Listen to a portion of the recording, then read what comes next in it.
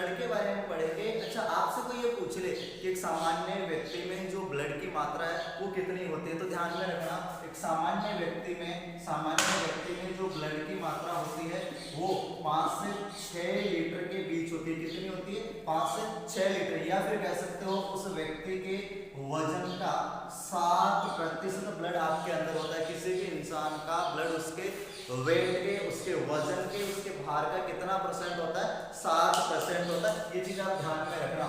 जैसे अगर मैं आपसे कहूं कि आपका वजन जो है 50 किलो है, आपका वजन अगर 50 किलो है तो इसका 7% आप निकाल लीजिए। इसका जो 7% आंसर आएगा वो उस व्यक्ति में क्या होगा? ब्लड की मात्रा होगी। वो उस व्यक्ति में क्या होगी? खून की मात्रा होगी। सामान्यतः बात करें तो कितना होता है? 5 से 6 लीटर होता है। अच्छा, सामान्यतः का मतलब ये होता है कि स्वस्थ व्यक्ति में, वयस्क व्यक्ति में। इसका मतलब ये नहीं है कि छोटे बच्चे में भी 5-6 लीटर ब्लड होगा, उसमें नहीं होगा। उसमें हम कैसे निकालेंगे? उसका जो वजन है उस वजन का कितना परसेंट हम निकालेंगे? 7%। और उसका 7% निकालने से जो वैल्यू हमारे सामने आएगी वो उस व्यक्ति में ब्लड की क्या रहेगी? मात्रा रहेगी। क्या रहेगी? उस व्यक्ति में ब्लड की मात्रा रहेगी। ये चीज आप ध्यान में रखना। उससे पहले हम एक चीज और बता दें कि ये ब्लड है क्या? ब्लड है क्या? तो ध्यान में रखना, ब्लड जो है वो एक तरल संयोजी उत्तक है। क्या है? तरल संयोजी उत्तक। उत्तक के बारे में पहले भी बात कर चुके हैं। उत्तक क्या होता है डिटेल से बाकी और पढ़ लेंगे। तरल संयोजी उत्तक का मतलब ये होता है कि एक ऐसा उत्तक जो संयोजन करने का काम करता है, दो पार्ट को जोड़ने का काम करता है, वो संयोजी उत्तक कहलाता है। और तरल का मतलब ऐसा उत्तक जिसमें बहने का गुण पाया जाता है। तो आपने देखा होगा कि ब्लड बहता है ना, तो जिसमें बहने का गुण पाया जाता है वो क्या है? तरल संयोजी उत्तक। और हमारा खून क्या है? एक तरल संयोजी उत्तक है। यहाँ से क्वेश्चन कैसे पुटअप होता है? यहाँ से क्वेश्चन पुटअप होता है कि रक्त क्या है? रक्त क्या है? तो ध्यान में रखना, ऑप्शन में मिल गया तरल संयोजी उत्तक, तो वही उसका क्या होगा? आंसर होगा कि रक्त एक क्या है? तरल संयोजी उत्तक है। रक्त एक क्या है? तरल संयोजी उत्तक है। या फिर कहें तो लिक्विड कनेक्टिव टिश्यू। अगर इंग्लिश मीडियम की बात करें तो क्या होगा? लिक्विड कनेक्टिव टिश्यू, दो पार्ट को जोड़ने वाला टिश्यू कौन है? आपका रक्त है। उसके बाद में बात करें तो फिर जो रक्त का पीएच मान होता है, पीएच मान का मतलब होता है कि एक ऐसा स्केल जिसके माध्यम से आप ये चीज पता लगाते हो कि कोई भी जो सब्सटेंशियल पदार्थ है, मैटर है, वो क्या है?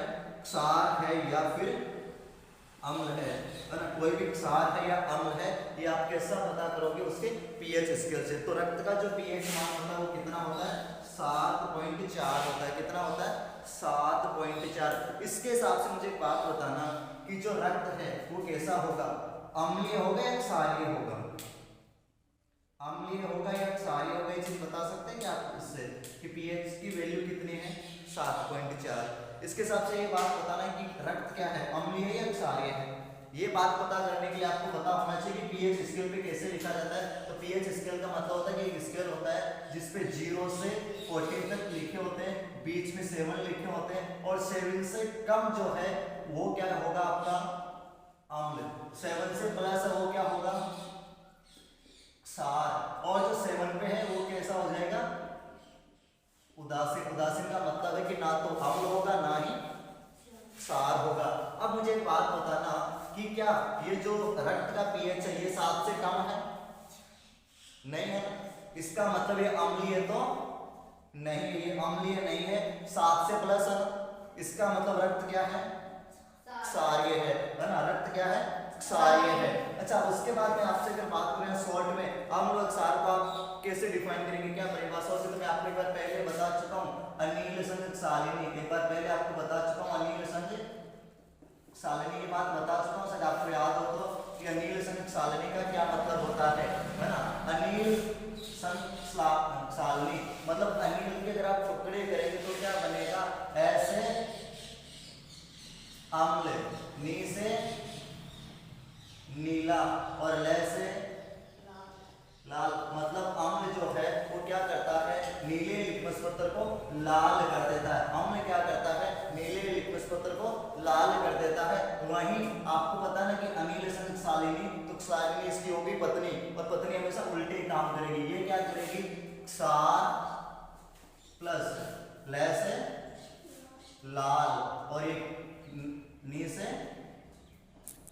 नीला। क्षार क्या करेगा, क्षार एक काम करेगा, लाल लिक्विड पत्थर को नीला कर देता है, वो क्या होता है, क्षारीय होता है। अब मुझे एक बात बताना है कि रक्त जो है इसका जो नेचर है, इसकी जो प्रकृति होगी वो कैसी होगी, क्षारीय होगी, अम्लीय नहीं होगी, ये चीज ध्यान में रखना। अच्छा, उदासीन कब होता, जब इसका पीएच वैल्यू कितना होता, 7, उस वक्त क्या हो जाता, उदासीन हो जाता। लेकिन ये 7.4 है, इसका मतलब रक्त का पीएच मान जो है 7.4 होने का मतलब है कि क्या हो गया, ये क्षारीय प्रकृति होगा। इसका भी क्वेश्चन पूछा जाता है कि रक्त का पीएच मान होता है, ऑप्शन में मिलेंगे आपको 6.4 या फिर 5 या फिर 6 या फिर कहते हैं 7.4। तो हमेशा ही कितना रहता है, 7.4 ही रहेगा, ध्यान में रखना।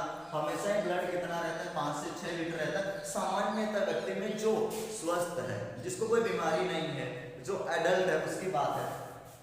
और अगर आप किसी छोटे बच्चे की बात करें, उसमें ब्लड कितना ये पता लगाना, आप तो कैसे पता लगाएंगे, उसके वजन का कितना होना चाहिए, 7% या फिर तो 7% होना चाहिए। उसके बाद नेक्स्ट जो चीज है आपकी कि रक्त बनता कहाँ है, रक्त कहाँ बनता है, तो आपने अभी तक हड्डियों वाला चैप्टर नहीं पढ़ा है, लेकिन जब हड्डियों के बारे में पढ़ेंगे तब हम ये बात जरूर करेंगे कि हड्डियां कैसे होती है, क्या काम करती है, कैसे बनती है। लेकिन उन हड्डियों के बीच में जो खोखलापन होता है, हड्डियों में खोखलापन तो होता है, खाली तो होती है ना बीच में से, एकदम पूरी मजबूत भरी हुई है। अगर पूरी भरी हुई होती है हड्डियां तो हम लोग कितने भारी होते हैं, रावण के जैसे। लेकिन ये पूरी खोखली अंदर से, और इनके अंदर कुछ ना कुछ भरा हुआ रहता है ना। और इन्हीं के बीच में होता है लाल अस्थि मज्जा, हड्डियों के बीच में क्या होता है, लाल अस्थि मज्जा, है ना, रेड बोन मेरो, इंग्लिश में आप इसको क्या कहेंगे, रेड बोन मेरो। और इसी लाल अस्थि मज्जा में क्या होता है, रक्त